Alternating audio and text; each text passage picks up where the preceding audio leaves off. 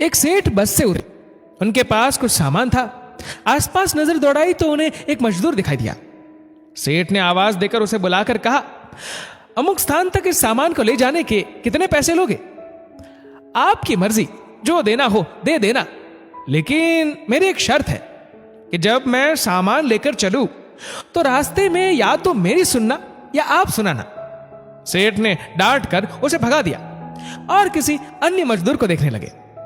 लेकिन आज वैसा ही हुआ जैसे राम वन गमन के समय गंगा के किनारे केवल केवट की ही नाव थी। मजबूरी में सेठ ने उसी मजदूर को बुलाया। मजदूर दौड़ कर आया और बोला, मेरी शर्त आपको मंजूर है? सेठ ने स्वार्थ के कारण हाँ कर दी। सेठ का मकान लगभग 500 मीटर की दूरी पर था। मजदूर सामान उठाकर सेठ के साथ चल दिया और बोला, सेठ जी, आप कुछ सुनाओगे या मैं सुनाऊं? सेठ ने कह दिया कि तू ही सुना। मजदूर ने खुश होकर कहा, जो कुछ मैं बोलूं उसे ध्यान से सुनना। ये कहते हुए मजदूर पूरे रास्ते बोलता गया और दोनों मकान तक पहुंच गए। मजदूर ने बरामदे में सामान रख दिया। सेठ ने जो पैसे दिए ले लिए और सेठ से बोला, सेठ जी, मेरी बात आपने ध्यान से सुनी या नहीं? सेठ ने कहा, मैंने तेरी बात नहीं सुनी, मुझे तो अपना काम निकालना था।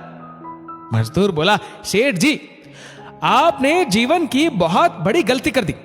कल ठीक 7 बजे आपकी मौत होने वाली है। सेठ को गुस्सा आया और बोले, तेरी बकवास बहुत सुन ली, जा रहा है या तेरी पिटाई करूं? मजदूर बोला, मारो या छोड़ दो, कल शाम को आपकी मौत होनी है। अब भी मेरी बात ध्यान से सुन लो। अब सेठ थोड़ा गंभीर हुआ और बोला, सभी को मरना है।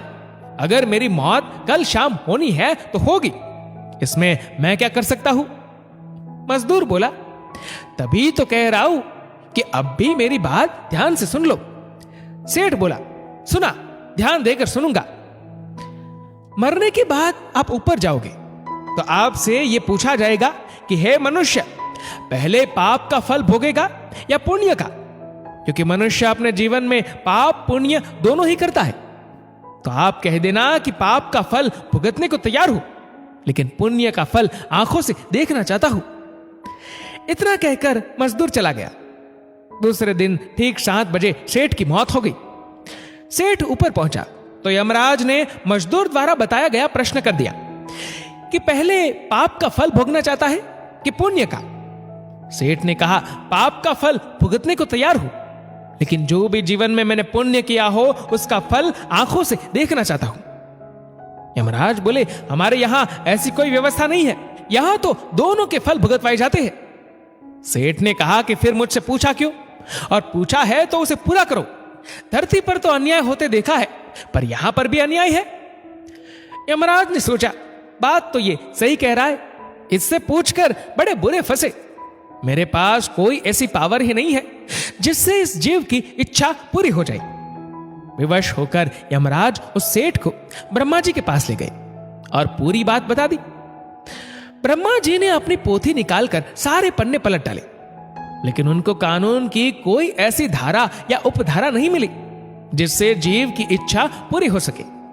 ब्रह्मा भी विवश होकर यमराज और सेठ को साथ लेकर भगवान के पास पहुंचे और समस्या बताई।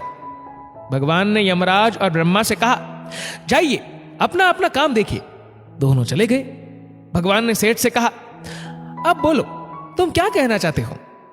सेठ बोला, अजी साहब, मैं तो शुरू से एक ही बात कह रहा हूं कि पाप का फल भुगतने को तैयार हूं, लेकिन पुण्य का फल आंखों से देखना चाहता हूं। भगवान बोले, धन्य है वो सदगुरु, वो मजदूर जो तेरे अंतिम समय में भी तेरा कल्याण कर गया। अरे मूर्ख, उसके बताए उपाय के कारण तू मेरे सामने खड़ा है। अपनी आंखों से इससे और बड़ा पुण्य का फल क्या देखना चाहता है?